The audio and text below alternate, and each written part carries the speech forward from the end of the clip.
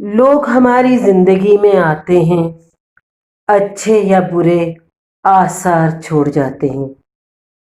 جب میں 4 مہینے کی تھی تو سیدہ بی بی کو میری والدہ نے آیا اماں کے طور پر گھر میں ملازمہ رکھا۔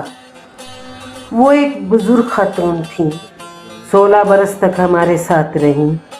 میں دل سے ان کو ماں مانتی تھی۔ اس کے جانے کے بعد میں نے شاعری شروع کر دی۔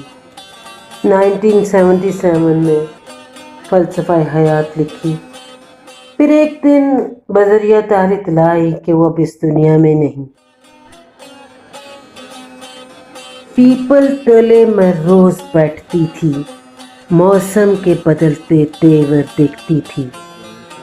سبز پتے خوشی سے لہراتے تھے، مل کر جھومتے تھے، گنگناتے تھے۔ بہار جو ٹہنیوں کو پتوں سے بھر گئی، ایک دن خزاں انہیں زرد کر گئی۔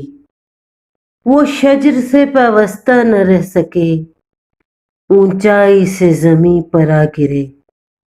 ہوا انہیں یہاں بھی ستاتی رہی، ان کی مجبوری کا مذاق اڑاتی رہی۔